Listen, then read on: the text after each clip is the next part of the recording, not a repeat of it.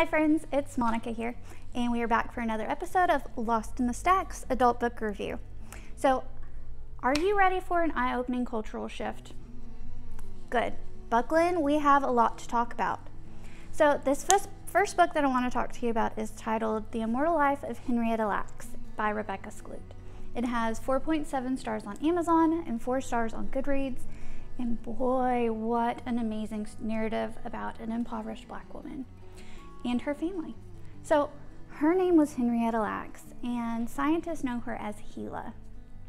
This remarkable historical biography takes you on a journey of how the cervical cells, taken without her knowledge in 1951, become one of the most important tools in medicine.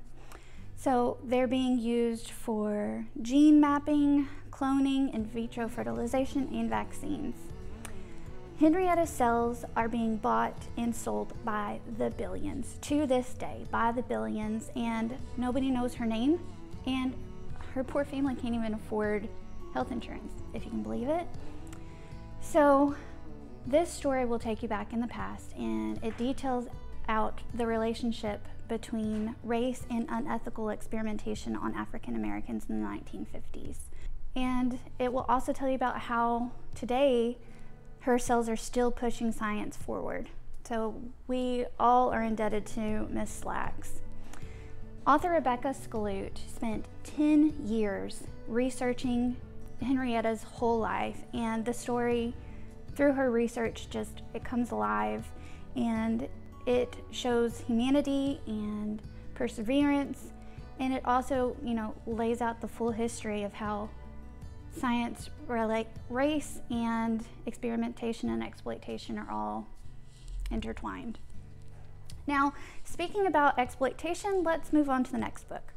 All right, we are on to book number 2. We're over in the YA section, and we're going to talk about Angie Thomas's The Hate You Give.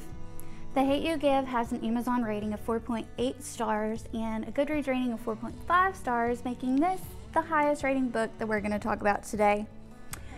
So, The Hate You Give is a 2017 Goodreads Award winner. It is also a motion picture, or an award-winning motion picture.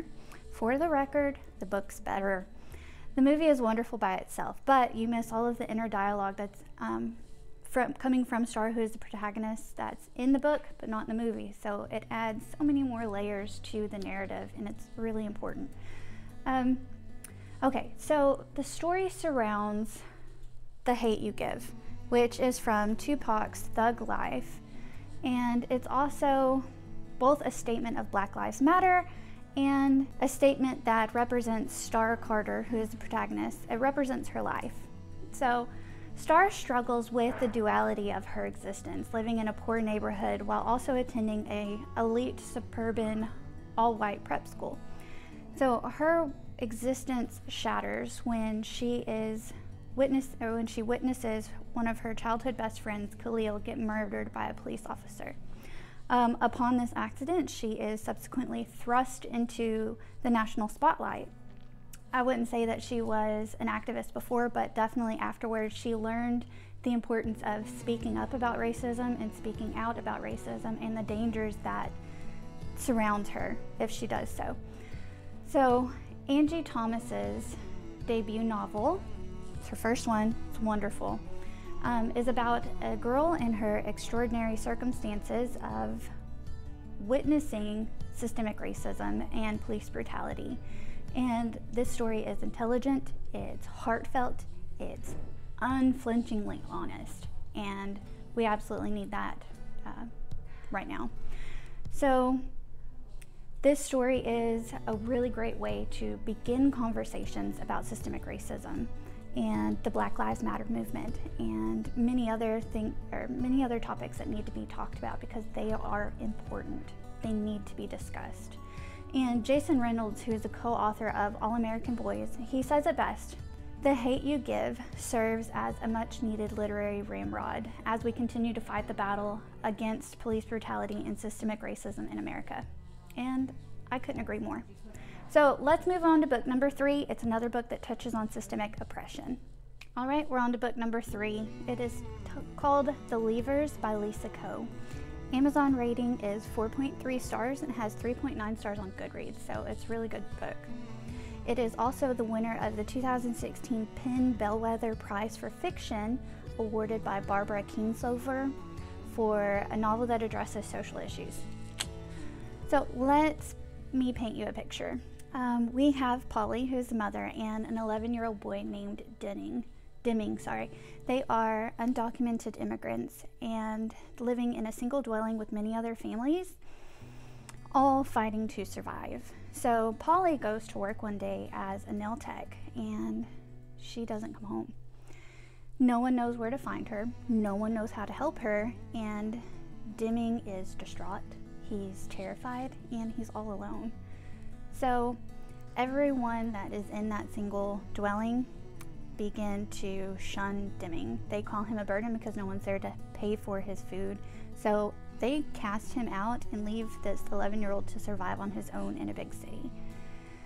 Eventually, CPS is called and they find him, and he gets adopted by a well-meaning pair of professors who are white, and they take him from the city and everything he's ever known, and they move him out to the suburbs, which sounds all well and good, but he is struggling. He's trying to meet the expectations of his parents, and he's also trying to assimilate into this new lifestyle. They also change his name to Daniel Wilkinson. So throughout the story, we walk with Daniel. We walk with him while he is trying to come to terms with the memories of his mother and trying to fit into this new lifestyle. And we also follow Polly, who displays the struggles of being a single mother and clawing for a better life for her son. And it walks you through heartbreaking decision after heartbreaking decision that Polly has to face. And we find out what happens to Polly a little bit later. But while Daniel is in college, he learns that there's a link to his mom, that his mom isn't dead, so he immediately goes over to China because she was removed from the Americas. And so through that journey, we learned so much about Deming, and he learned so much about himself, and we learn about what his mom went through, and it's just, this book is moving. I've cried through half of it, and I absolutely recommend it to you because I won't ever think the same way again. So speaking of resilient single mothers, let's move on to the next book. All right, we are moving on to book number 4, which is the final book that I'm going to talk to you about today. And this story is American Dirt by Jeannie Cummings. So this story has an Amazon rating of 4.6 stars and 4.3 stars on Goodreads. It is a #1 New York Times bestseller, as well as one of Oprah's book club picks. It is a wonderful story and so controversial. American Dirt to me is just the examination of anyone who is willing to give up everything that they have ever known for a little glimmer of hope at a better life. And so this story follows Lydia Perez, who is a middle-class bookshop owner, as she is forced to flee Acapulco with her son Luca after a very powerful drug cartel decides to attack and murder every one of her family members at her niece's quinceañera. So all alone, they are instantly turned into migrants, and they are forced to flee. They're forced to make this treacherous journey north, and they do so with the help of a coyote and unexpected relationships from other migrants that they meet along the way. While they are fleeing, she is constantly looking over her shoulder because this drug cartel is hunting them. They hunt them the whole way. There's a lot more that I'm not going to get into because of spoilers, but whew, it's a good book. So if you have kept up with American Dirt, you have probably heard some of the scathing reviews for this title. And, you know, some of them say that the characters made illogical choices along the way. Of course, they're scared. Others said that the author whitewashed the story. So all of these negative reviews just move this title higher up on my to-be-read list. In my opinion, reading controversial stories is important because it challenges the status quo. And I know that I look at the world differently now because of this book. And if this story has been whitewashed, I absolutely cannot fathom the terrors that migrants face while they're desperately trying to reach a better life.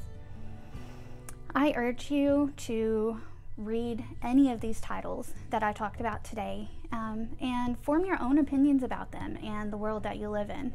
I also wanted to open up the floor and welcome anyone to message me if you feel like you want to discuss any of these titles.